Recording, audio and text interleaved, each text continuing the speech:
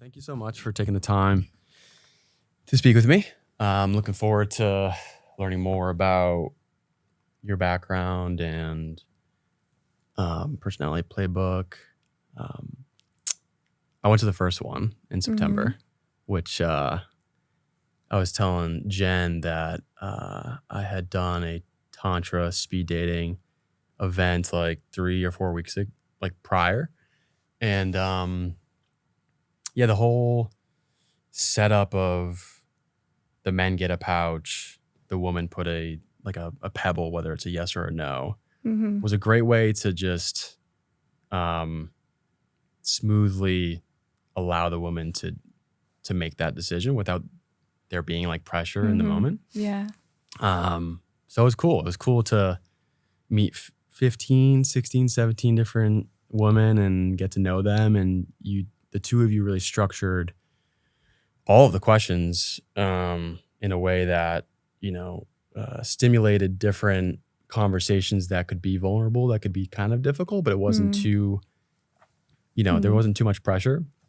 And I mean, the space was beautiful. But yeah, looking forward to seeing the evolution because I personally want to go to another one potentially during Valentine's Day. So yeah, we'd love to have you. Yeah, you were actually our first guest. I remember that, our first guest at our first event. Oh, showing up? Yeah, I think I was we were early. like still setting up in the corner, and then you walked in. I was like, oh yeah, it's happening. Yeah. I think I was a little early. So yeah, the next one's coming up for Valentine's Day at the Pershing. And you were just saying it's a event space. Where was it? Yeah, it's a private members club in East Austin. We did another event with them last year in November, and that one went really well. So we're looking forward to having a bigger one there for Valentine's Day. So this one, it's going to be similar to the last one, but a little bit different. So we are still going to have people apply. And so in our application, we have, typical questions that you would find on a dating app, like what you're looking for, preferences, and all of that. But then we also really focus the application on asking people about their values and their vision for a relationship. And then, of course, the personality questions as well. And so then we use those personality questions and all of the other ones to match up people who we think have similar values and vibes and personality types. And so the one on Valentine's Day, it's going to be a little bigger. We're thinking 60 to 80 people. Yeah. Am I personally going to meet 60 different, or 30 other? 30. Yeah. We'll have them separated in groups. Gonna have to conserve some energy. Yeah. Yeah. So it's we won't have the circles like we did last time. Okay. Because that would be a lot for you to like go around and have a 6-minute conversation with 30 women. But instead we have some tricks and some surprises that will help facilitate connection with your most compatible people there. So there will be a structured portion at the beginning, and then after that you'll have an opportunity to just go talk to anyone. Oh, cool. But at the beginning, there will be some intentionality behind, like, hey, you're this personality type and you have these values, so you're going to be in a group with other similar or complementary personality types. And so the personality type is you take a test. It's the Myers-Briggs, right? Yeah. Myers-Briggs is the predominant one that we use, but we also ask for the Enneagram as well. Okay, I remember doing that, and I'm pretty sure I was ENFJ. ENFJ? ENFP? ENFP, yeah, I think so, yeah. Which is emotional, intuition. Extroverted. Extroverted, intuition, feeling, and perceptive. Perceiving. Okay. Cool. And so... Do you know your Enneagram? I don't remember. Not entirely sure. What is the difference between the Myers-Briggs and the Enneagram? So so I would say the Myers-Briggs is more so how your external personality shows up in the world. So it dictates how you view the world and like take in information and then make decisions based on what you just saw. Ah, And so it's a very externally facing assessment. Like Okay. you could have a 2-minute conversation with someone and have a pretty good idea about what their Myers-Briggs is. The Myers-Briggs, I would say, it can change a lot too. yeah. As you just, Grow up. as you grow up and life happens. With the Enneagram is related to a core wound. So it doesn't really change. And the Enneagram is more of like an internal thing where it tells you how you respond in moments of stress. Oh, So okay. it helps give some explanation to why you might behave the way you do in times of stress. So they're both very useful, just in different ways. Okay. So essentially whoever signs up for this takes the personality test, the Myers-Briggs, and the Enneagram. And then the two of you assess this pool of people, and like it's like attracts like, right? Or I thought it was Yes. opposites attract. No. No. Okay. So sometimes there's a small percentage. A little Yeah. bit. Like Okay. a little bit of that can work. Okay. But in our experience and in our research, it's there needs to be more commonality than differences. Okay. Gotcha. And so you're taking this pool of people, and I'm pretty sure the majority of the females and men had at least N and F, Yeah. I think. And Okay. intuitive feeling. But that's because we pulled out of our friend group for the first event. Yeah, I think And we I have noticed a that. lot of Yeah. intuitive feelers in our friend group. Yeah. Yeah. So at the second event, the second event was our first time. Like I feel like the first event was us really testing out this proof of concept. So yeah, it was us inviting a lot of our friends to make sure that our algorithm and our ideas worked. And then the second event was where we were just really bringing in a lot of new people that we didn't know firsthand, Yeah. but who still applied. And so at the second event, we really actually broke it down. We had one circle of people who was more of the intuitive feeler types, and also a little bit more of like the spiritual type of person. And then the other circle was more of the sensors and the thinkers, kind of like more entrepreneur and business-minded people. Oh, okay. Some overlap, obviously, Yeah. but there was a clear vibe for one circle and a clear vibe Yes. for the other one. circle. Yeah. So there were two circles for the second Yes. event. Okay. Yeah. Gotcha. So it was even more curated and customized, because that was the biggest feedback that we got from the first event Yeah. is, everyone was like, you guys brought so many great people together, but we were exhausted by the end of it. Yeah. I remember the last girl that I spoke with, it was getting dark out, or it was already dark, and she was just like, whew, I'm exhausted. This is tough. Yeah, 'Cause authentic connection can get a little lot out. draining. You're not doing push-ups. You're not doing like physical exercise, but you are. It's emotional push-ups. Yeah. So yeah, I think this is something that is super important for society right now, because I think intimacy, just when it comes to emotional relationships with someone that you're going to spend the rest of your life with, as well as like sexual intimacy, is, in my view, somewhat broken. I think there's some healing that needs to occur, at least for me, individually, but also between friends and family. And I think just based off of my observations in society in America, like there's a lot of, I don't know, I think there's a lot of broken aspects of, whether it's marriage or whether it's intimacy and trying to find a partner. And these dating apps, which we can get into, I haven't been using Bumble or Tinder or anything. I tried using Tinder once, or a couple times years ago, and it totally felt like a hookup, app. And then Bumble was more unique, and they displayed it and marketed. I think it was like the men, if they match with a woman, they can't reach out. The woman, the female, is the one that makes the move, just to prevent, like, I don't know if it's, some women were getting a lot of, there's probably some issues that It's were like happening. unwanted attention. Yeah. So coordinating this, my buddy Alex Hardy actually was the one that sent me We love Alex. Personality Playbook. And I was like, ooh, this is what I could vibe with. And so, can I ask you what about it you vibed with? I'm trying to remember exactly the description or the first description that I saw, but it felt like my intuition or how I felt when I first saw Personality Playbook was that this is something that has a lot of intention with the orchestration and pulling it all together. The intention is also for lifelong intimacy and not short-term hookups.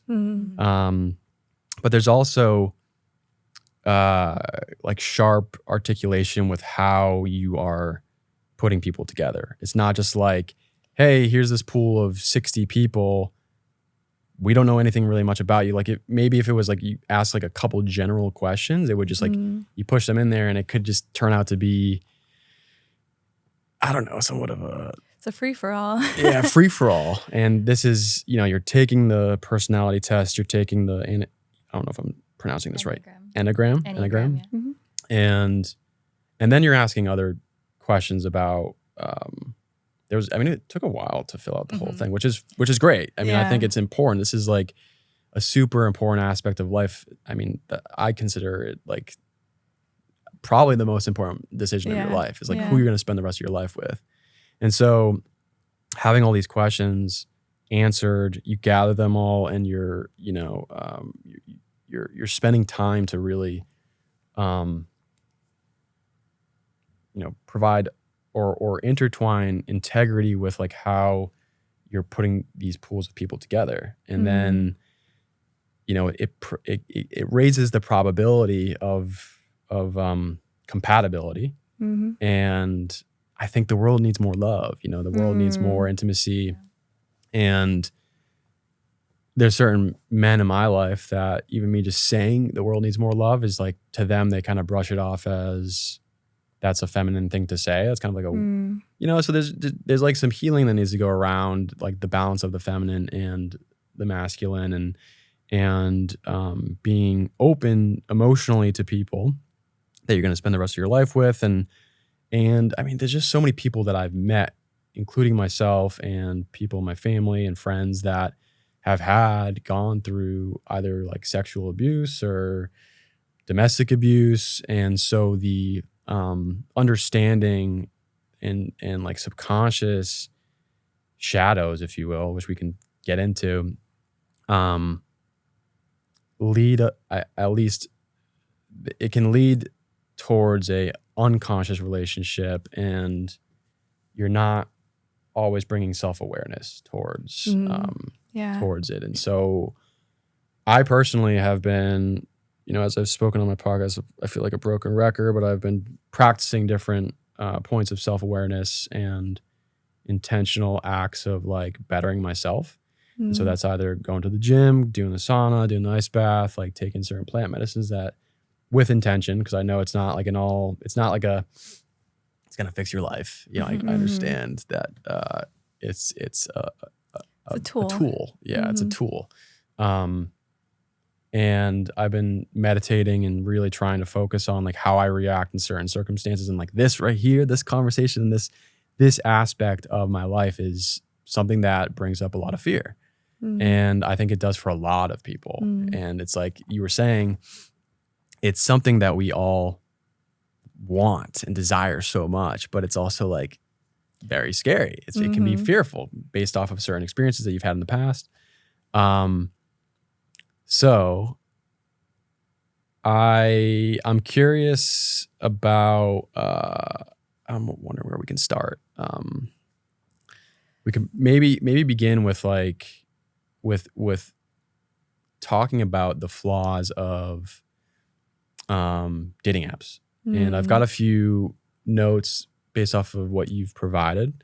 What I've found is that there's like superficiality, there's flakiness and ghosting, maybe a lack of authenticity, overwhelming options. So like I've heard people I've heard stories of people going on a date and mid-date, they're like, this guy was like with this girl, the girl left, she went to the bathroom and he was like, I don't think I like her, and he went to the dating app and just started Oh, swiping geez. mid-date. Yeah, it makes you feel disposable. It's not a good way to feel. Yeah, I've got so many options, so why not? Like, yeah, and it's also fueling this trend of people just not knowing what they want. Yeah. Like, I feel like that is a big thing at the core of that. Like, they don't know who they are and their values and what's important to them.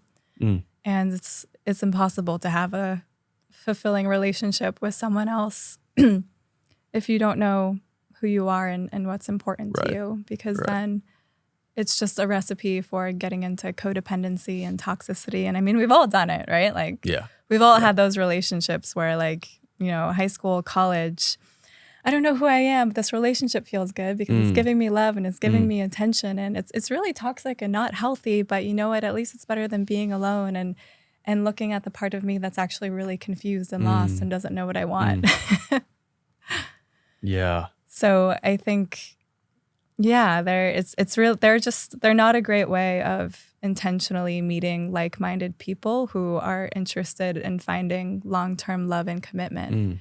They can be great for hookups and superficial conversations if that's what you want. I hope no one wants that. I mean, I think no one consciously does, right? I mean, they might want hookups, but the superficial conversations, like, why would you? Yeah. Maybe you desire because there's a layer of fear. Yeah, and that's what I would say. I feel like I know I've definitely had a lot of unconscious fear around having deep conversations. I might say I want depth and emotional availability. But for a while, I used to complain, why am I attracting all of these emotionally unavailable men into my life? And it wasn't until I turned that back around on me and I was like, oh yeah, I haven't been very emotionally available either, because I've had these unconscious fears around XYZ with relationships. Yeah, so, that's super interesting because I was also attracting certain women that maybe their fathers were somewhat erratic or could flip with a switch. It's kind of wild how the subconscious mind can, without even barely getting to know a person, it's almost like your energy is attracted to that person based off of their experiences and what you haven't figured out within yourself. Like an example that I'll provide, there was this girl, she was a friend. So I was working at a brewery and there was this girl that was working behind the bar with me. I was a manager and just supervising, and her friend showed up, and I was just like immediately physically attracted to her and like just had this compelling, just like powerful desire to ask her out. And yeah, we found out or looking back, I some of the first initial conversations that we had were around, well, one, we were drinking. So that was like the first date that we had, we were drinking. And then, we just start talking about difficult parts of our lives. Like that's the first topic that we had, which is a term called trauma bonding, which like you feel, oh, like, wow, I can relate to you so much because you've gone through this too.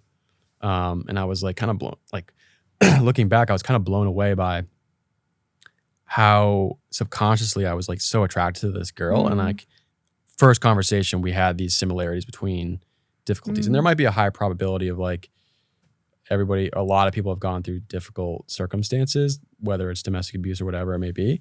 But yeah, trauma bonding, that's something that, you can feel really good. It can feel good in the moment, until it becomes a little too codependent. Yeah. But yeah, feeling seen is so important. And that was some feedback that we got at the last dating event that we had. By having those two different circles and those two different types of people in each circle, the feedback that we got from, it was 2 or 3 different people that came up to us and they were like, I just felt so seen by the people in my circle. Like I could just tell that, yeah, like we have a similar vibe. We see the world in a similar way. And so we've had similar experiences. And now I've realized that I'm not the only one who has gone through this. And it makes what I've gone through feel way less heavy. Oh, yeah. It's kind of tricky. You don't want to solely bond on trauma. Right.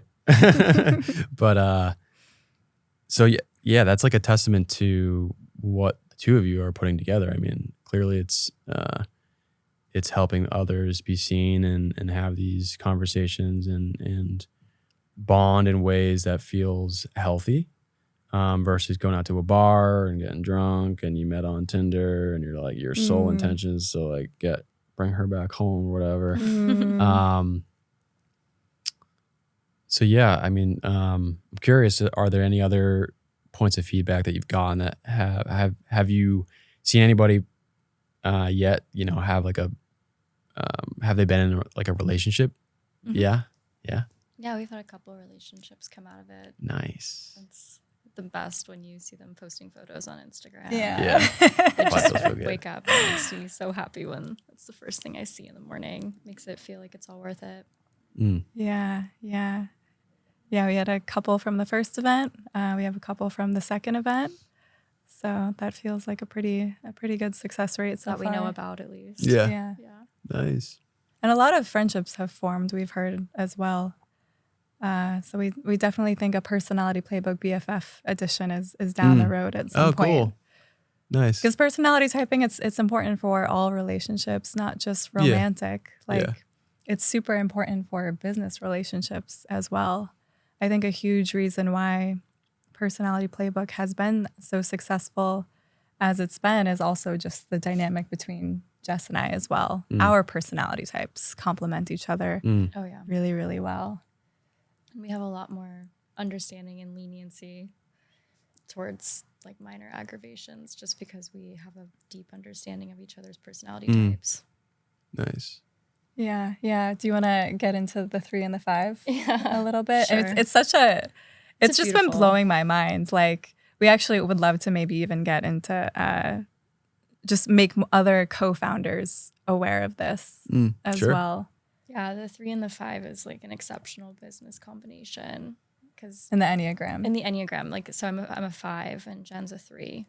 So the 5 is the investigator. So I spend a great deal of time, like my core fear is incompetence. And I think by gaining knowledge and researching, I am somehow giving myself a greater odds of survival.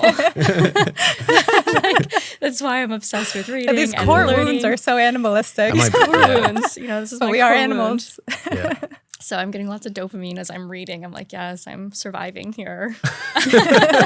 So I just learn and learn and learn. I'm hyper obsessed with learning how like the intricacies of things work, like to the smallest detail.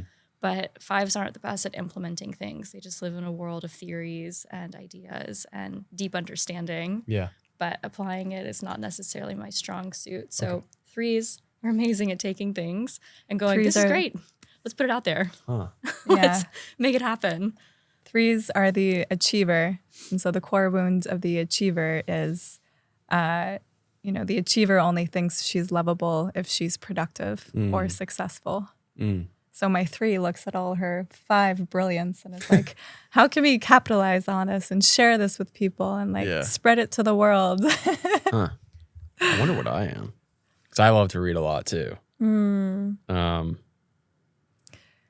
Yeah. There's 9 different types, There's 9 9. different core wounds. Okay. And yeah, unlike the Myers-Briggs, we found that it really doesn't change that much. You might be mistyped. Okay. It sort of ties into the 7 deadly sins. There's like lust and greed and jealousy. I'm not even sure what they are. Yeah, and avarice. And they all tie into the Enneagram. So it's pretty ancient. I mean, it goes way back into like Buddhism and a lot of different ancient texts. Okay. Cool. It's the more esoteric personality test. Yeah. I wonder what I am. I gotta look that up. I'll send you a test after. Okay. Yeah, I could see the 5. Maybe.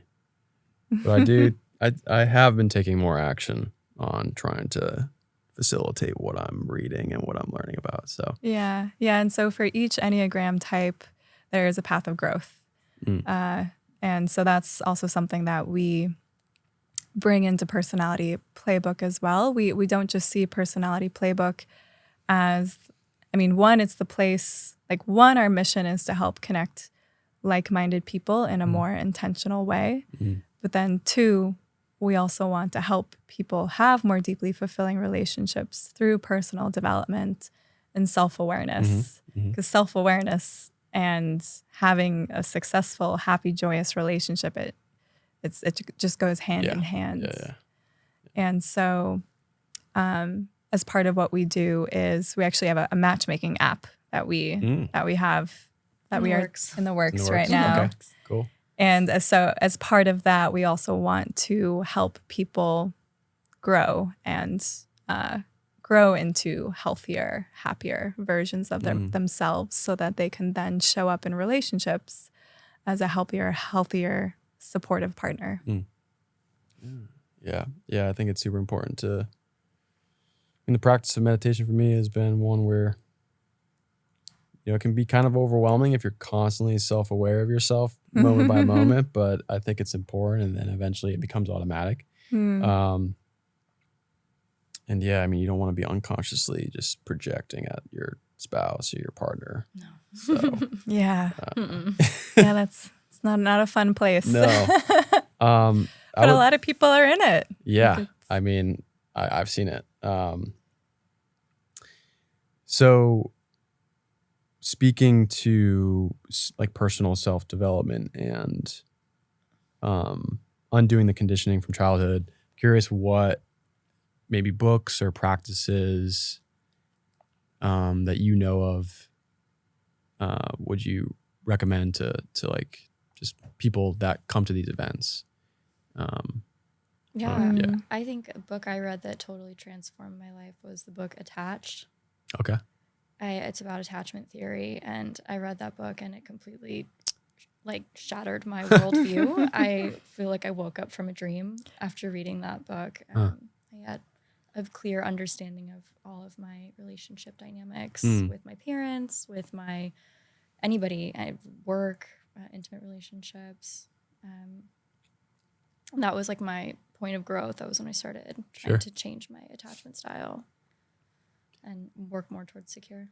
Gotcha. And so what is the definition of attachment theory?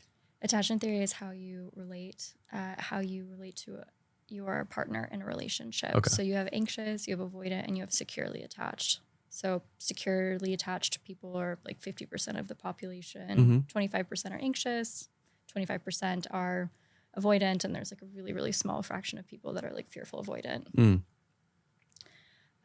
So when you're anxious, you become preoccupied with your partner and the dynamic. And when you're avoidant, you sort of push away intimacy.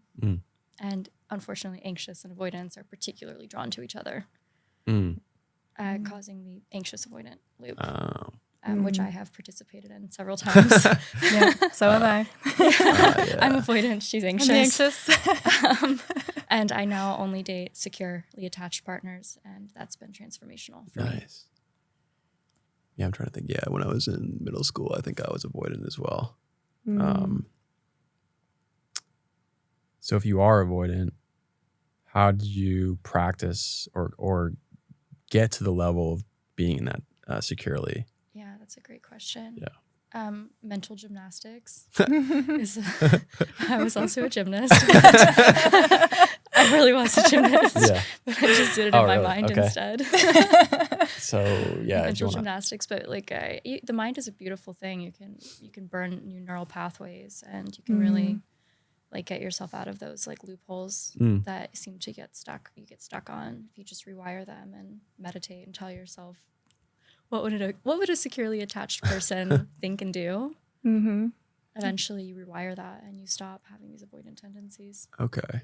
Yeah. So by thinking about so meditation was helpful for rewiring, but also thinking about someone that, like, if you were in a relationship with a securely attached person, what would you do? And you just went over that in your own mind. Yeah, and I actually dated I'm in a relationship with a Yeah. securely attached partner, and that has been a huge catalyst for me healing my avoidant attachment style. Okay.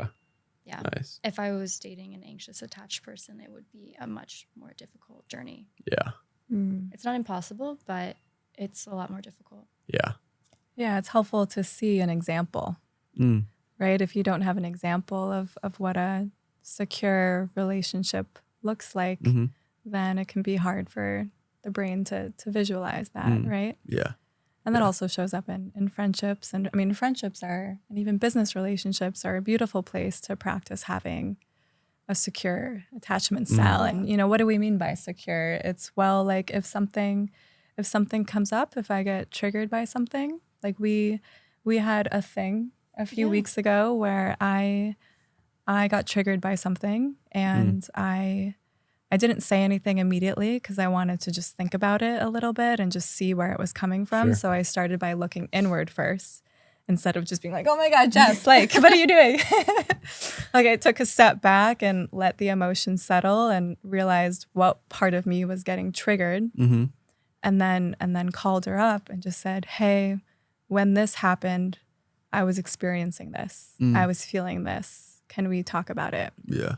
And Jess was like, all right, let's go. Let's get down to business. Let me show you my conflict resolution skills. I'm like so excited to show off my conflict resolution skills. I'm like, I am here. I am present. I can hold space. Yeah. And she did it beautifully. And I felt so seen. And conflict resolution has always been an edgy thing for me. I would much rather just keep it to myself and brush it under the rug and just let the resentment build until I just explode one day or I want to leave the relationship. But she made me feel so seen and just so like, yeah, I could say the silliest thing and she would be like, no, this is good. Let's chat about this. Yeah, it's just a feeling. It's not scary. Yeah. So let's just feel it. All feelings are valid. Yeah, that's the inherent nature of feelings. They're all inherently valid and also invalid. They're just feelings. They're not logical. They're not They're not always logical, but they're still valid. Yeah, they're just a feeling. Yeah. Yeah, being able to observe that feeling and not react is a powerful skill to have, because I mean, most people will react and they will, they can't help themselves. So to be able to sit back in that moment, be like, oh, okay, all right, don't say anything, just observe it, see what's going on. Yeah. Yeah, because we're all a bunch of little kids running around in adult bodies. And when we get upset and we get triggered, we default to how we would have responded as a child because of all of that conditioning from childhood, like you mentioned. Yeah. You mentioned books that have been really helpful or teachings that have been really helpful. Joe Dispenza, his teachings have been incredibly powerful in my life. Which books? All of them. I've read Becoming Supernatural. That one was pretty cool. Yeah. That was a good one. Yeah. I've heard You Are the Placebo is fantastic, but I haven't gone into it. But yeah. Yes. Yeah, you did them backwards. I started with Breaking the Habit of Being Yourself, and then got into You Are the Placebo. The You Are the Placebo actually really helped me get through an addiction. And then from there, I got into Becoming Supernatural. But yeah, it's all of his teachings are it's just about the power of the brain and the power of thought and the power of visualization. And it's so important because when we are children, we are running around in this subconscious state from ages 0 to 6. Our brain is in a completely theta and delta state, brainwave state. So when we just take in everything that we see and hear without a filter, we take it in as truth and as reality. And so when you see your parents fighting, or you fall down and you scuff up your knee and you start crying and your dad yells at you, not because you fell down and started crying, but because he's actually just really stressed out and struggling with his mental health. But as a child, you don't know that. You just make the assumption in your head that, okay, crying is bad. That's a very general example. But we take that in there and it gets lodged deep in the subconscious brain. Yeah. And then we become adults and we still have those subconscious neural networks in there, that wiring telling us, oh, like being emotional, crying, it's not okay. It's frowned upon. And so that's what I love about Joe Dispenza's work. It's we do have the power within us to change those patterns. Those patterns get formed in the subconscious state. So to change those patterns, we need to get back into the subconscious state through meditation. Yeah, which can be scary hypnosis. for some people. Yeah. Yeah. There's a lot of unknown. Yeah. Or try, like feeling those feelings that you had during those moments back when you were a kid is, no one wants to do that voluntarily, but I mean, if you do it voluntarily, try to practice like, oh, this isn't so bad. I think Jordan Peterson had a patient of his that was terrified of elevators. Would never would not get into an elevator. They're pretty scary. I got stuck in one once. I did not want to go in one for a month after that. Yeah. But the way that I think he led him through was like, just start thinking of an elevator. Just think of an elevator. And then think about taking, like a couple steps towards an elevator, but you're not getting in it. And then you just like gradually getting into it and going, this is all mentally. And then eventually, just take in real life, take an actual step, or like just look at the elevator, and then you just take these gradual steps towards something that you're like super fearful of. And then eventually I think the patient got into the elevator and was like, oh shit, this isn't so bad. It didn't crash. So I think we've kind of touched upon a few things that might somewhat answer this question, but what led you to doing this personality playbook? I mean, the two of you probably have your own unique story. What really compelled you to want to put this out into the world? Well, when I met Jen, I felt like I met a kindred spirit, somebody who wanted to talk about personality typing and all these sort of, intuitive principles. Yeah. And we just started meeting up at Casa de Luz like once a week just to talk and co-work together. And I'd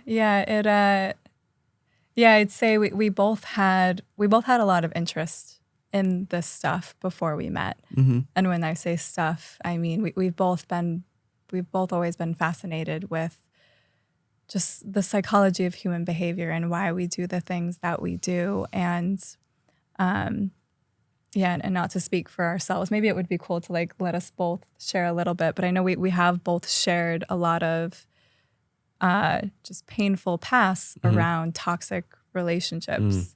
And I know for me, I all of my relationships, just many of them were just very unhealthy, very toxic. And I just wanted to find out, like, why is this happening? Why am I so bad at these? Yeah.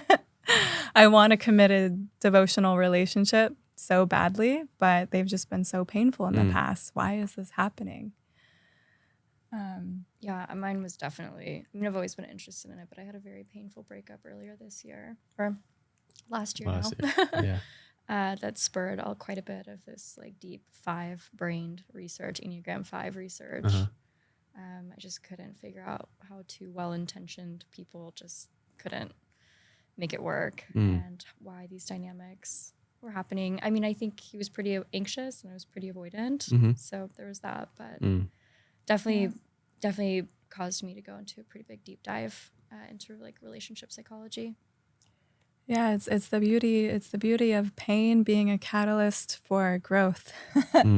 That's the long and the short of it. We both suffered and went through some difficult, challenging relationships, and that's how you learn.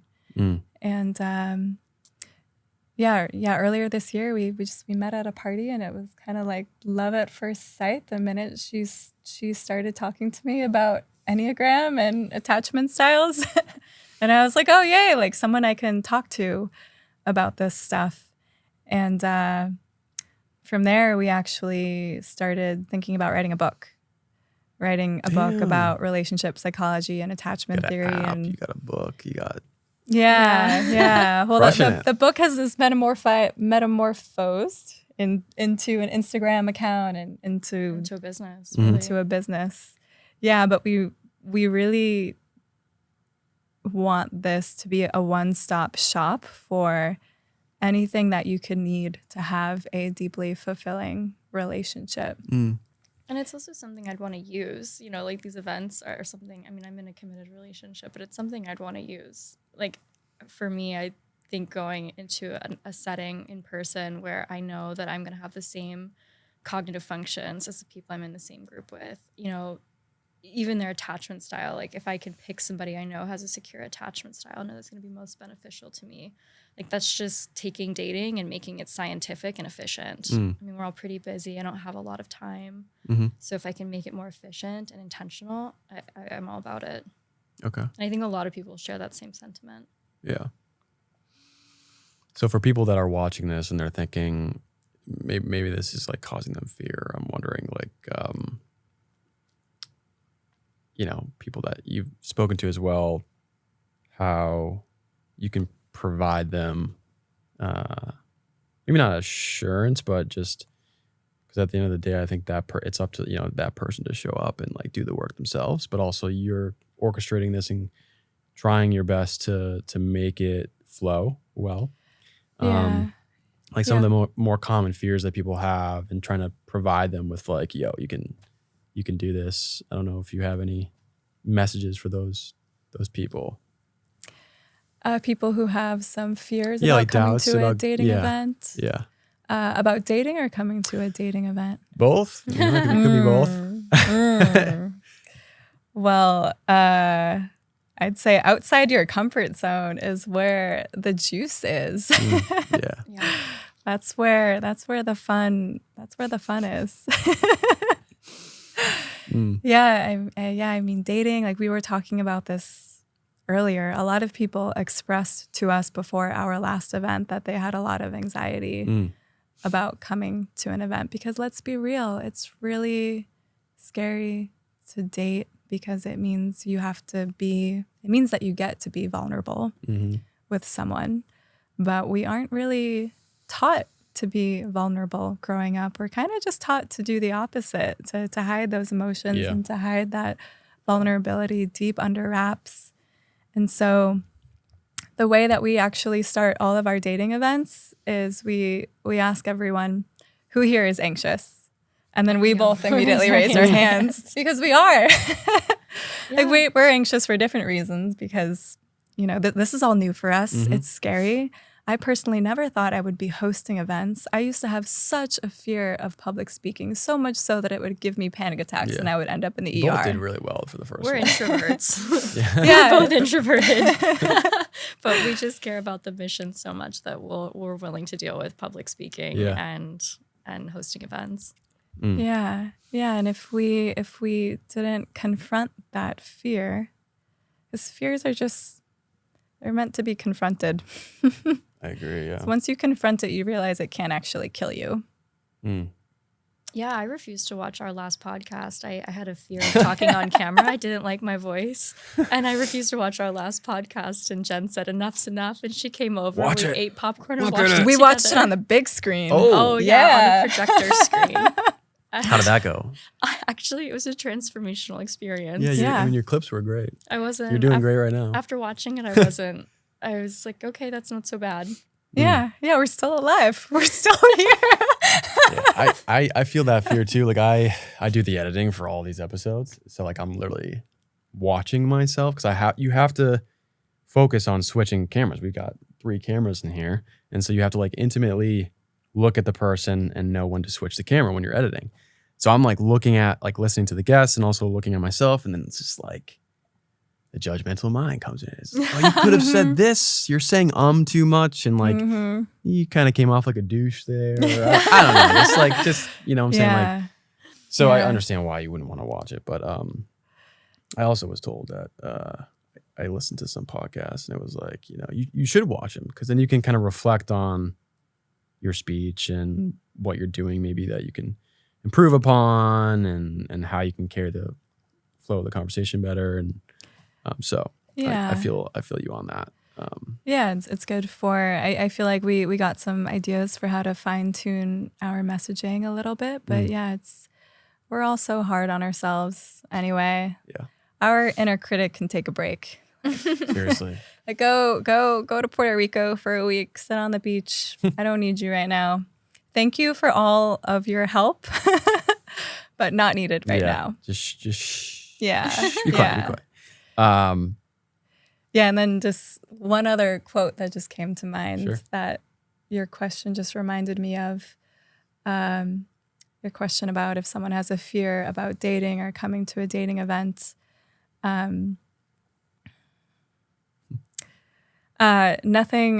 Nothing new happens from doing the same thing over and over again, or insanity is doing the same thing and over again. Yeah. And expecting the same results. Exactly.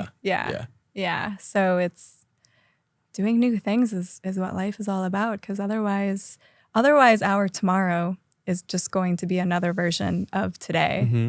Joe Dispenza says this all the time. We think 90% of the same thoughts from day to day.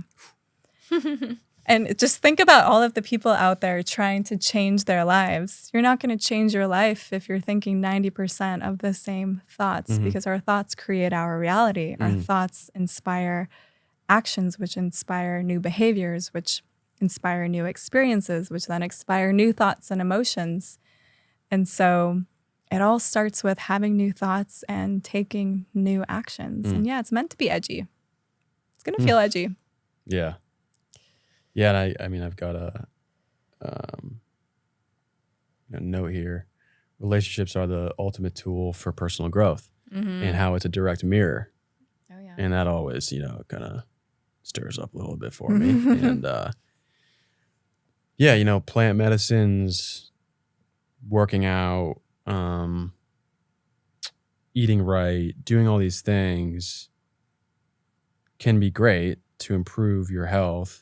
But it does seem like relationships are a direct mirror, and you're able to challenge these internal, fears that you have or points of growth that you have. And, that might be intimidating for some people. It is for me, I would say. But I think that it's a kind of like a hyperdrive towards growth, as long as you kind of, ease into it softly and you're not like, let's go, this, aggressive and just trying to display all of who you are in one sitting. That might not work out. But yeah, and if you have a accepting, receptive partner too. Yeah, not super judgmental. Yeah. Yeah, relationships are just the opportunity to grow together. And if you're in a good partnership, they can lovingly point out patterns, shadows. Yeah. Jen's pointed out some of my shadows in a way that's non-judgmental and just an opportunity to look introspectively and to level up and to sort of transmute those shadows into light. When you say shadows, I've spoken to it a couple times on the podcast, but that's more of like the subconscious, fearful aspects of ourselves. Yeah. So I think it was Carl Jung who initially coined the term shadow. Yeah. And so he defines the shadow as the unconscious parts of our personality that our ego is not aware of. So they're blind spots. Yeah. They're blind spots that are really hard for us to consciously see. But a great way to spot them is in other people. Because if someone, we talked about this on the other podcast, if someone's triggering you, or if you spot it, you got it, or you want it. That's so true. Yeah, if you spot it, you got it, or you want it. So if someone has a quality that's bothering you, like if someone, for example, is maybe really arrogant and overly confident, and it's creating some constriction in you, then it's a beautiful opportunity to turn inward and say, okay, is there a part of me that's also overly arrogant, overly confident in myself? Mm-hmm. And if the answer is no, well, if the answer is yes, then you have your answer. If the answer is no, then maybe it's like, oh, do I want more of this? Do I want to feel more confident in myself? Mm-hmm. Is that why their overconfidence is triggering me? Mm-hmm. Because if you're a super healed, enlightened, whole person, nothing should trigger you. Mm-hmm. But that's not what being human is about. Yeah. You know, I had a quote. It was like Jack Kornfield. He's like, if you think you're enlightened, go spend time with your family. Yeah. Oh, yeah. that is so true. Oh my gosh. I'm not that enlightened. It's kind of funny that quote makes me laugh. But there's so much truth in it. It's like you think you've got everything figured out. There's nothing that can bother you. Just go back home with your family and spend a long period of time and just wait and see if anything comes up. But I know we've gone over the Myers-Briggs a decent amount. I'm not sure if we've gone over like the neuroscience behind it. Do you want to get into that a little bit? Sure. Okay. Yeah. So the sort of the idea behind having matching cognitive functions. So you're an NF. Mm-hmm. Well, actually, all three of us are NFs. Let's go. Yeah. So intuitive feelers. Intuitive feelers is what that means.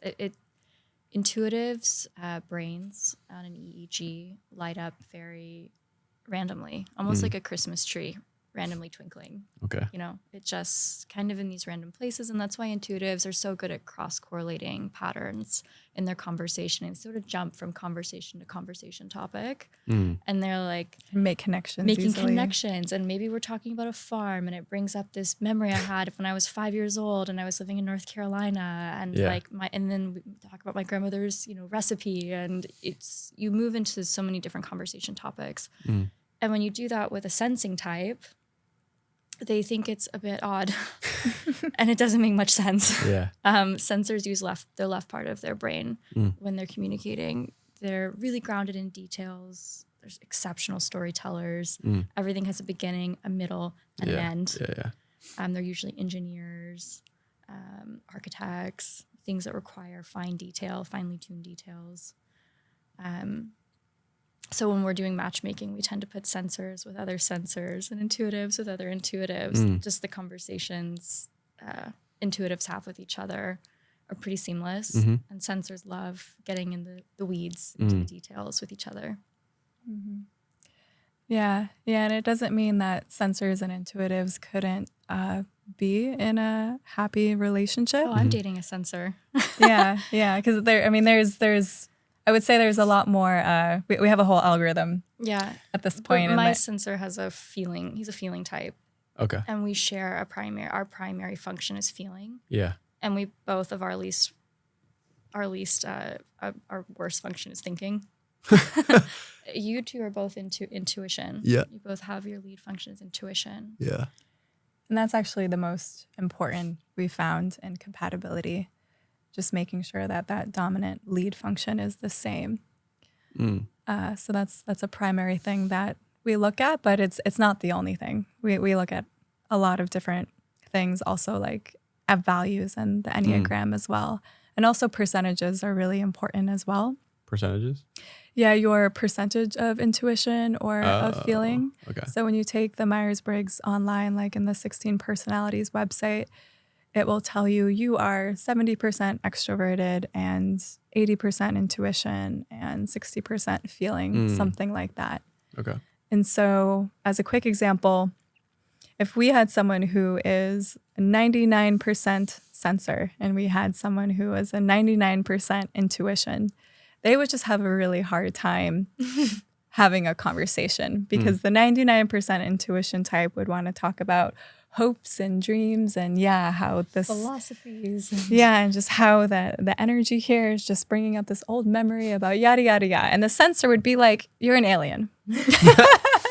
Can we talk about something practical in the here and now? Yeah. I have a good example of this. I love to read books about anything and everything, and my partner he's a sensor, so he's very practical. He loves tennis and pickleball and like hands-on activities. And he blew my mind this week because he read a book, 450 pages in 2 days. Whoa. And it was the user manual for the new car. For him to do a task that, Yes, it was very practical. It was very sensing. It was a much needed task, and he's an exceptional reader. Yeah. But the user manual for the car, I could never read that. Wow. I'm too intuitive for that. Yeah, that's something that would be really boring to an intuitive type. And that's also part of what we just want to bring awareness to. There's no good or bad type. There's no good or bad personality type.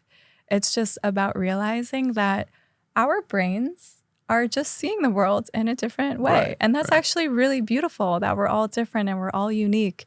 Because if you had a bunch of intuitives together, they'd have all these big, wonderful, great ideas about saving the world. But unless they have a good sensor on the team and a thinking type, they're probably not going to execute any of those ideas.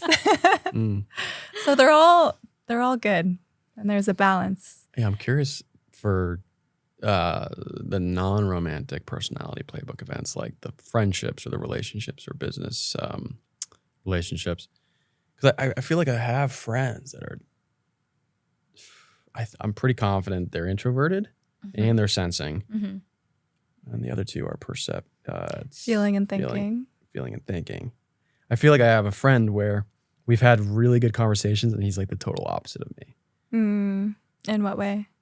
I think, well, just his Meyer. I mean, I haven't had him do a Myers-Briggs result or test, but based off of my observations, I'm pretty sure he's an introvert. I'm pretty sure he's not the most feeling person.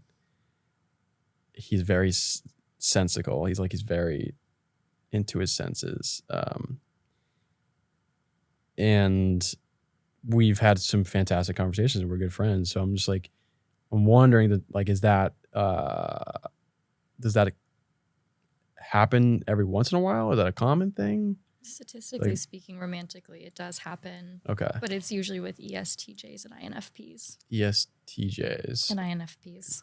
Sometimes, like statistically speaking, as far as opposites attract, those are the most likely to end up together. Okay. What's going on there? Yeah. Well, I know exactly what's going on there. You want to dive into that? No. Why not? I'm an INFP, so I would love to hear like what's happening between those dynamics, unless you don't. INFPs are more easygoing, go with the flow, sort of squishy, soft, feely people, and ESTJs are very structured, almost like militant, successful, like everything's organized. And I think I have been drawn in the past to people like that because I think that I need that. Just like I need some of that to rub off on me. Yeah, it's trauma bonding. It's almost like right. trauma It's bonding. like I am, and it's the whole narcissist empath dilemma. The soft, squishy, empathic INFP has a lack of sense of self and is drawn to the, not that ESTJs are narcissistic, but just to the type of person Confident. who has a stronger sense of self. Okay. And the person who has the stronger sense of self is equally attracted to this softer person and their energy because they like that they have this softness because they don't have it in them. Yeah. And so, I would say opposites attract, but I can say, this is just a big generalization. There's exceptions, obviously, but I would say in general, there's an attraction between opposites because it's like two halves coming together to form a whole. Like it's someone feeling this inadequacy and finding that adequacy by someone coming into their relationship. You gotta be careful with that, though. Yeah. Like, you want to both be. Gotta be two adequate. holes coming together. Yeah, we you don't want want two two halves holes. coming Yeah, together. yes. Then we just have some codependency. Yeah, which you don't want that. But in your case, I would be really interested to look at your percentages and your friends' percentages because might if you're both pretty equal, like in the 50s or 60s or even 70s, then you can have opposites together. Yeah. Because I also want to clarify too, we all have all of these cognitive functions.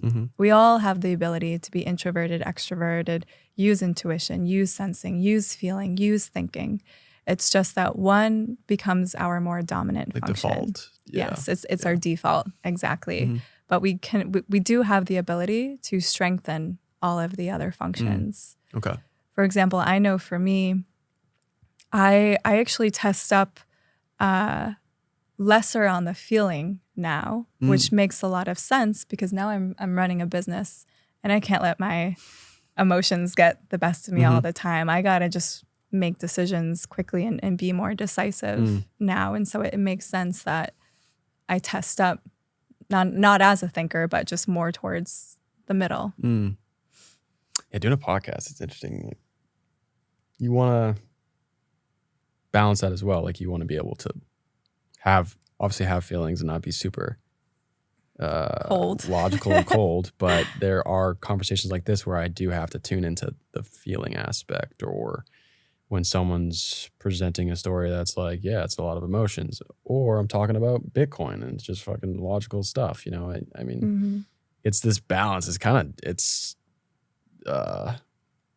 difficult, but it's fun. Like I have to kind of feel out every single guest and like certain topics, and so I don't know how my percentages are going to be maybe they change every single week, you know? Yeah. That's the beauty of it. Our brains are adaptable. Our personalities are adaptable. Yeah. If you put your mind to it. Yeah. And I think there are some people who are turned off by personality tests because they feel like it puts them into a box.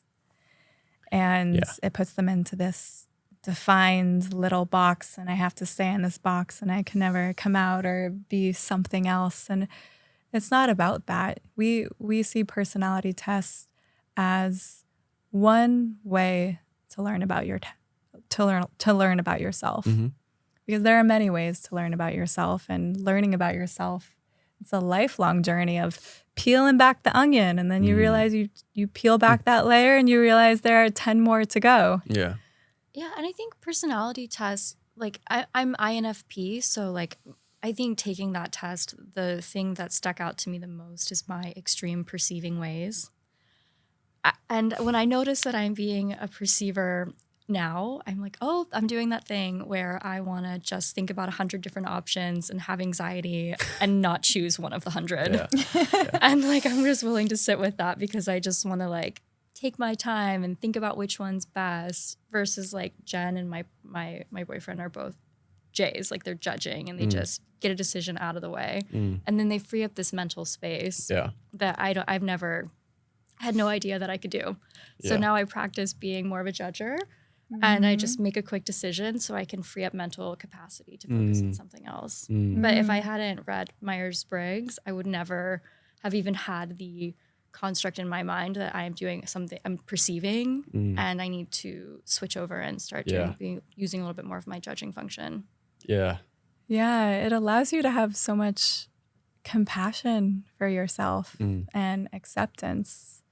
I know for me, it was actually specifically with the Enneagram. When I found out that I was an Enneagram 3, the achiever, that had a profound effect on my sobriety journey.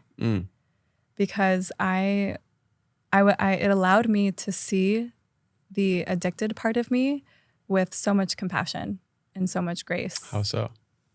Well, so as the achiever, so the core wound of the achiever is that I have to be really successful or produce a lot of things to be loved. Okay. And so in my 20s, I struggled with alcohol addiction and addiction to prescription stimulants.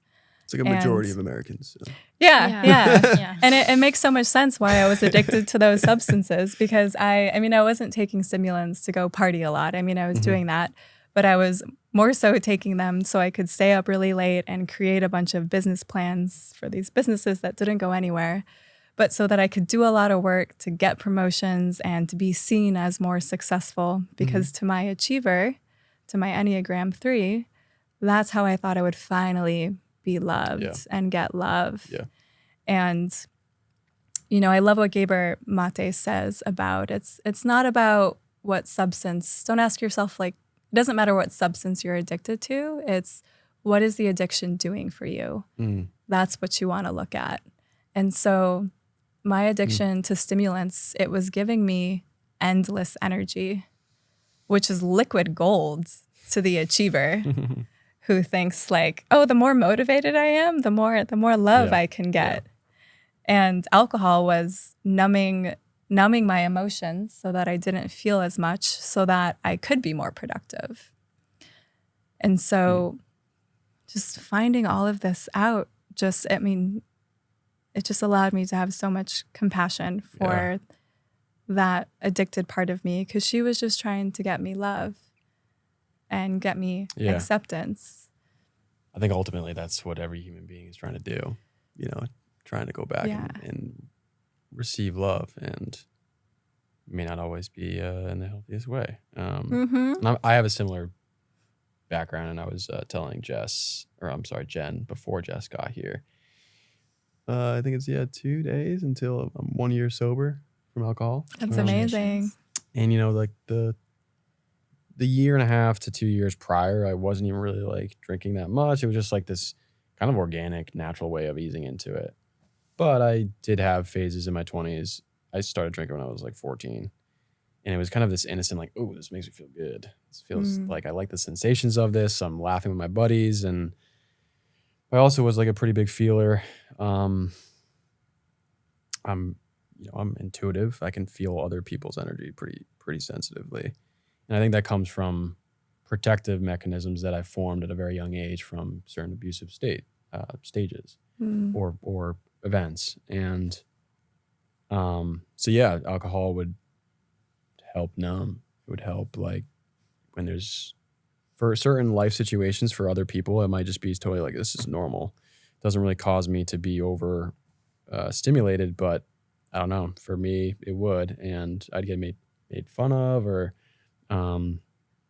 alcohol would just kind of like center me a little bit, which sounds terrible. I mean, like, just centers me, it balances me. It's like after a while it won't, but it would desensitize and help me just with certain anxiety. But then if I would overdrink, the anxiety would be worse the following day, so so I totally understand that. And I've had some family members that were people pleasers. I think a lot of people have that syndrome, people pleaser syndrome, and to a degree it is like survival mechanism. It's like sales, if it's for work, if it's for social things back in the day, like you really wanted to be well connected so that you would survive and have different opportunities to like feed your family, whatnot.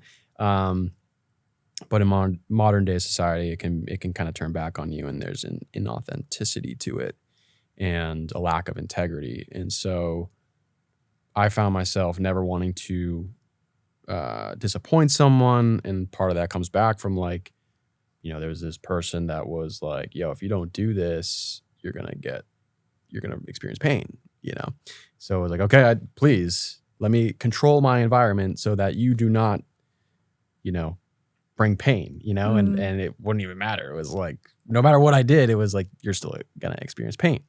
And so I can see how that carries out towards adulthood, and how that can, you have to dig into those parts of yourself and like those experiences, and just like feel them, place awareness on those parts of yourself that stem from when you were a kid, and like when you're older, just feel it, understand it, don't react to it, just observe it, and then have compassion for it and express it, whatever, in whatever, decent medium or channel that you can. And so that I enjoy, getting that, getting the results from the Myers-Briggs and the Enneagram is like helpful to like see it on paper and to be like, okay, And I still gotta like look at mine more intimately, because I did look at it, all the results, but I actually took the test again for something for like a course I was taking, but it's very validating. It's a tool to help you feel more seen. Like I also, like you, felt really overly sensitive as a kid, and like I was feeling way too many things. And I was like, what do I do with this? Yeah. Yeah. And now I know, I'm a strong intuitive feeler. How can I see this as a strength now instead of getting overwhelmed by it?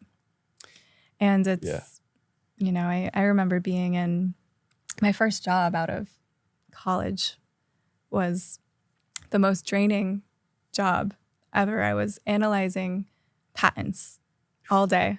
Sounds fun. On medical device technologies. And we were expected to be little robots sitting there from 8:30 a.m. to 6 o'clock at night. And I just could not do it. And I was just like, I feel like there's just something seriously wrong with me. I cannot do this. I am not designed to work in the working world. And now I can look back at that situation with so much compassion because I'm just like, well, as an INFJ, that was not a great work environment for my strengths. Yeah. I'm grateful that I had that job and that situation. And I'm super grateful for struggling with feeling way too much as a kid and for my addiction in my 20s because it taught me so much about what my strengths are and how I can nurture those. Yeah, a thought came to mind. I was like, I'm pretty confident I would have been a hunter back in the day because like I have this ability to sense things so acutely.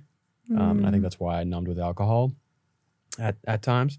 And I'm athletic and I can shoot a bow pretty good. And so I think I would have been a hunter, but like when you're in like the wildness, it's like you're just using all your senses and you have like a really sensitive acute awareness to all these different things. And even yesterday, so like I work from home a decent amount, but I went into the office and I was just like noticing all these things, like all these different interactions with colleagues like across the room and like tasks that I had to see. And then you've got like notifications popping up and it's like look at this Garmin watch and I try not to be super relying on this, like have a balance, but it was like you experience more stress than usual. And I was just like thinking about the day and I was like, my strength is that I can pick apart and scan the room really acutely and sense things very sharply. But when you're working with a computer that has tons of notifications all over the place and then you have all these interactions in a room, it's like you got to be able to channel that into very one draining. thing. Yeah, for sure. So, anyways, what is the biggest challenge that you've faced currently? Yeah, whether it's currently faced or you've faced in the past, or just potential challenges that are coming around the corner with Personality Playbook. I think just the path of entrepreneurship in general. It's a spiritual path I've discovered. It's like marriage or like adolescence, coming of age. It's like its own journey all in itself. Yeah. So I've been trying to treat entrepreneurship like a spiritual path and something that's ever changing and evolving.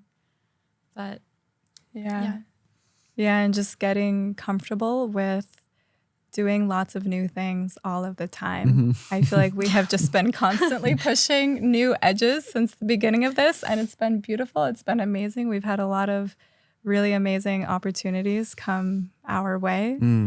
And so, being equally very thankful for that and also like, oh my gosh, can I do this? Yes, when I'm overwhelmed, I just I've got so many tasks, so many things to do, and I just try to sit in gratitude and like, thank God this is what I'm busy with today. Yeah. Just reframing it and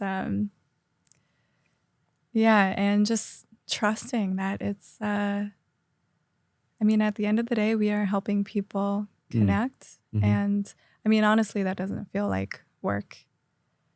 There's some aspects of Personality Playbook that, feel like work, but the vast majority of it is, it feels very just exciting and like karmic work. Karmic work. Okay. Yeah. It feels like karmic work. It's good karma work. Yeah. Yeah. But it's been a lot of learning to trust ourselves that that we can do this, that we know our stuff. Yeah. You know, we don't have degrees in matchmaking. Right. They don't have Yeah. a degree in that. Yeah. So we don't have that to fall back on, but it's like reprogramming that. That doesn't actually matter. What matters is all of the podcasts and the books that we've watched and all of the challenging relationships that we have been through, that we have showed up for, that we have learned things from. That is our degree. And that's worth something. Yeah. That's worth a lot. Experience is worth so much. Yeah. I posted something on Instagram recently. I was like, I just feel like I've been in the trenches, like in my mind with this podcast. And going back and forth, like, is this long term? Is this something that I should continue to do? It's a lot of work. But it feels fulfilling at times. Other times I'm like, this sucks. But I think this path it just provides so much growth. Not to say that like a 9-to-5 W-2 wouldn't, but man, I think this like tests your boundaries for sure. So yeah, there's just so many unknowns. It's also just really a test of, do I trust myself? Do I trust myself to be my own boss and be my own source of income? Like, yeah. Fuck yeah, dude. Yeah. But it's society, you know, and it's not what we're taught growing up. Yeah. I know for me personally. Factory workers. Yeah. You know, be the factory worker, the obedient factory worker. But yeah, but kudos to you for doing this for a year, you said? Yeah, it's been a little over a year. Yeah. It's been challenging. Like in this conversation in particular, I was like, man, I'm more nervous than usual. Like, this is a topic that, you know, this is part of my shadows and doing my work to go back and understand what I went through and also like what I'm avoiding and what I can focus on to uncondition the aspects of myself so I can be a strong man, strong father, strong husband. Yeah. I mean, this, you know, I'm not making any money right now. Not yet, but, yeah, I look forward to, it's not really even about the money. Also, I mean, it's helpful. But, it does feel like a calling that flows with my nature. So yeah. I'm grateful for the path, and it definitely pushes my boundaries. Like, I don't want to get into the boring stuff, but yeah, I just had to like create an LLC and we just did that. Business bank did account. That yesterday. I'm talking to like a tax attorney and a law attorney. I'm like, okay, like, yeah, just all this different stuff. I'm like, I don't want to do this shit. Like, this is the aspect of the business that I don't really want to do, but I'm like, there's something to that. Like, you should do it then. Like, try to learn about this aspect of the business so that you can run your business. Like, you can automate this in the future, these types of tasks, but know how to do it beforehand, and then you'll have a better understanding of the process and whatnot, and then eventually you can automate it. But yeah, that's the boring stuff. Well, congratulations on making the LLC. Yeah. Well, as an intuitive feeler, like, your temperament title is Catalyst for Human Potential. Most NFs, intuitive feelers, go into some type of work where they can help other humans reach a higher and better self. So you see a lot of intuitive feelers as psychologists, therapists, life coaches. Yeah. They really want to help people. They want to help people. Like, they come alive when they can help other humans actualize higher selves and higher potential. So I'm not surprised that you feel a lot of, you get a lot of good feelings from doing podcasts. Yeah. And less good feelings with some of the like administrative stuff and like, because different types of tasks are best for different personality types. Like, accounting would bore me to death, but an ISTJ would love accounting because it's reliable. It's practical. There's like a clear end and beginning. Like, that is very safe and exciting for them. Right. Yeah, ISTJ spreadsheets are love language for the ISTJ. I have a grandmother who's an ISTJ. Yeah, and I feel like they are slowly killing me. But I'm doing it for the business. I'm doing it for our baby. Yeah. Thank you. Take one for the team. For people that have attended your events, what's some of the biggest lessons that they've learned? That's a good one. Yeah. So what we like to do at our events is we give people questions, and these are not your typical questions. So what we don't want to happen is we don't want people to just fall into surface level, superficial conversations, because they can get that on the dating apps. Yeah. They're sick of that. That's why they're coming to us. You know, I think we're all done with the whole, oh, how long have you been in Austin? Oh, 2 years. Like, oh, did you move from California? Like, it's just. Like, do you want babies or not? Oh my gosh, right? Yeah. So we like to change things up at our dating events and ask people questions that get them thinking a little differently and a little more uniquely and deeply about what's actually important to them and what actually lights them up, and how have they been pushing love away, and what do they really want. I feel like these are such important questions that we don't ask ourselves enough. Cool. And until we really get honest with ourselves and ask ourselves these questions, we're just going to continue to attract unfulfilling relationships and situations into our lives. And so I would say that we got a lot of feedback from the last few events where people just came up to us and sent us some emails and DMs after, saying that they learned something new about themselves that they didn't realize was there, or they learned something new about what they want, or they learned about a value that they desire in a partner that they are not themselves living.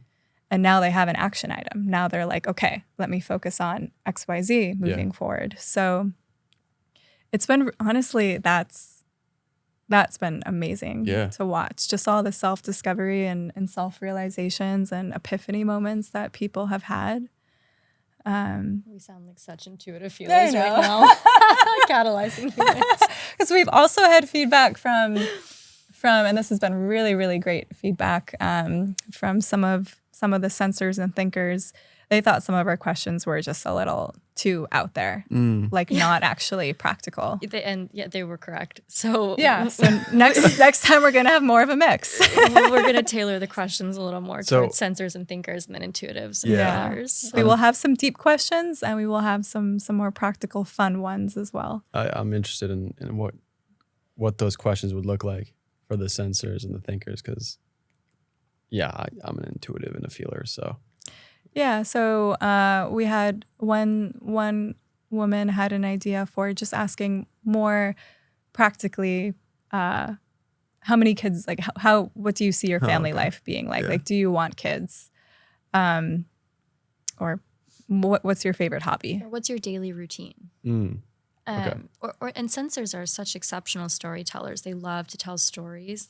Their ability to recall past events is like next level. They can tell you what the temperature was, what the lighting was, what it smelled like, what it felt like, what they had for breakfast that morning. Like, the attention to detail is next level. So having them tell a story or a funny story or something that happened, sensors really shine in that realm. I'm curious, is there an opportunity for an intuitive and feeler like myself to go to a sensor and thinker, so the opposite, like Personality Playbook event? Yeah. Is that possible? Yeah. I love that you asked that question. So at the next event, at the Valentine's Day Mixer, at the beginning of the evening, you will be matched up with people with similar types. But then after that, it's a free-for-all. And you'll have an opportunity to go talk to whoever you want. And you'll know, it'll be color-coded. There will be color-coded name tags. So you'll know based on the color what personality type people are. So we're also, like, we want people to go up and talk to other personality types and just compare how the conversation is the same or different.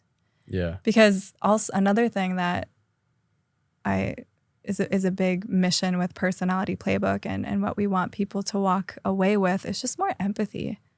Yeah. More empathy for each other and our unique strengths and differences. That's exciting. Yeah, it's if it's in February, so February 14th. Mm-hmm. Okay, I should be here. I'm going to Ashland, Oregon. I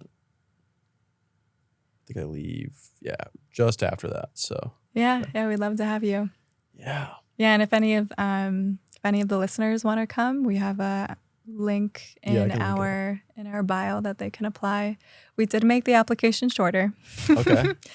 It's a little bit shorter. Yeah. Why, how come?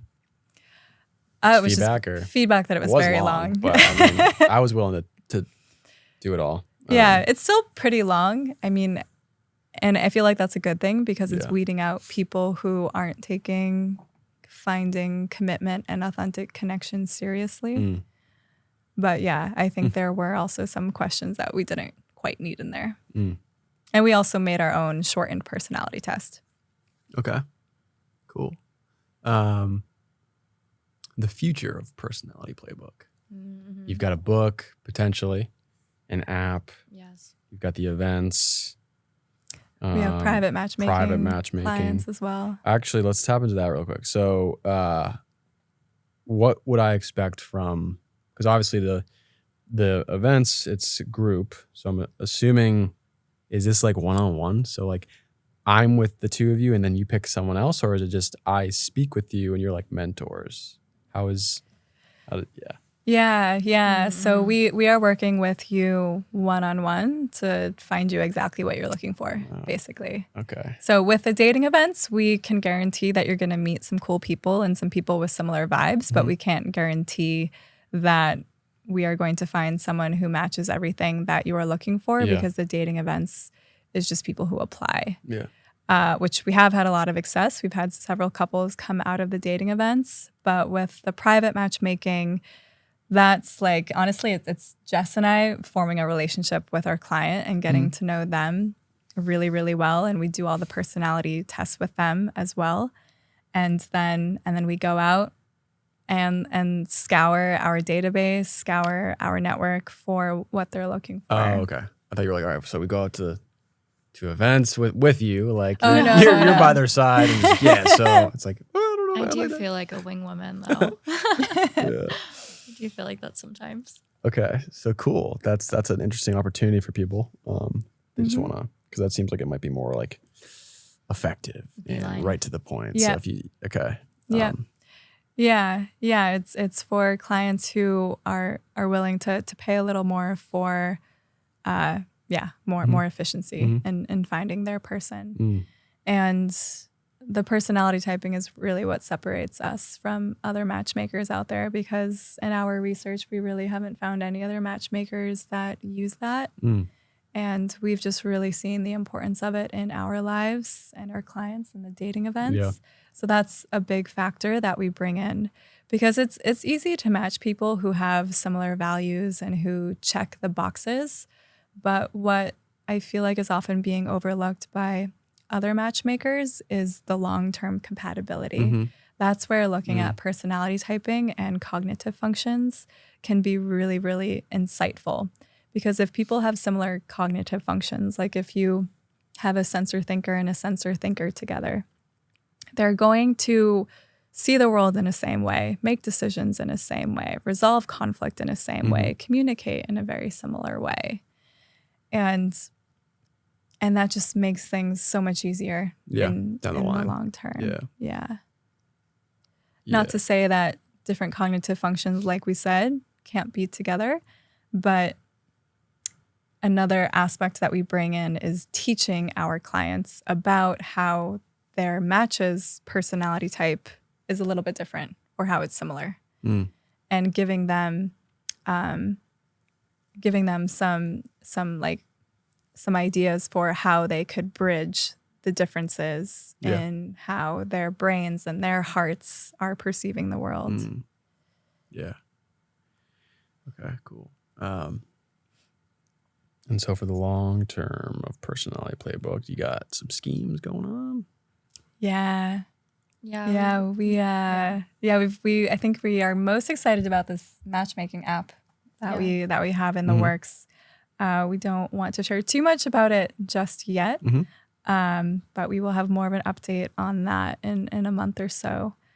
But yeah, long term, we really see Personality Playbook as being the one-stop shop for having a fulfilling relationship, because like divorce rates, they're so high, and there are so many unhappy couples out there, and just people settling and making compromises in relationships. And we just really, really feel that one big reason why that happens is a lack of self-awareness. And so we see Personality Playbook as the one-stop shop for healing your shit, healing your shadows, healing your traumas, and then meeting and connecting with like-minded people, and then learning empathy for your partner and how to develop conflict resolution skills and communication skills to ensure a happy, fulfilling relationship. It gives you empathy and tolerance for your partner's stress response. Like my partner and I have opposite stress responses. His response is to get really busy and fill his schedule. Like every 15 minutes must be filled with something. And mine is to pull back and be alone and be reclusive. And if I had no idea what his stress response was, I would probably take it pretty personally. Yeah. That the more stressed out we are, he's just gone. Absolutely. Doing things. And he's just abandoning me, right? But because I know he's a 7 and I know that he's an ESFJ, like I understand when he's stressed out, he just needs to be busy and keep himself occupied. And I see it as I'm like, oh, he's in stress. That's why he's like filling up his calendar. Right. So we need to pause and like figure this out. Right. And in the past, I would have just thought, oh, he doesn't care. Right. And then I would have just pulled back even more. Yeah, that's huge. That's huge for people that are married. I mean, I've witnessed it, like just watching one, whether it's the husband, if it's the husband that's nagging on to the wife because the wife is doing something or neglecting or whatever, is doing something that's not appeasing husband. He doesn't realize it's stressful, or she's in a stressful state and she's just coping in a certain way that he can't realize. Then he just makes it worse by like getting frustrated, getting mad. But if you're like, oh, even though she's not verbally telling me that she's stressed, she's doing this, and it's tied to like this part of neuroscience and the Enneagram and all that. And so it's like, oh, okay, what can I do to be more compassionate and understand that, versus being like, yo, get your shit together, instead of being like apathetic. So that's huge. That's big. And so like certain workshops, that'd be really cool to see, like, just because I going to the one Personality Playbook event in September it was mostly just like you meet one-on-one with everybody in that circle. You just switch seats. But certain courses or workshops, like it almost being not like a conference, but some type of like I don't know, event that has all these different things that you can attend to that best serves you. So like, this person has these shadows, so there's those workshops over there. And this person has this shadow, and then there's these workshops over here. Like that'd be pretty cool, Yeah. And firsthand, like going into the workshop and be like, okay, this is gonna cause some rumbling, but I think this is best for me to just be exposed to it and thus be a stronger person. So that sounds really cool. Yeah, just helping people feel seen by realizing they are not alone. And that there are other people out there like you. And also you're very different and you're very unique, and that's a beautiful thing. I listened to a podcast recently about Enneagram 5's subtype sexual, which is what I am.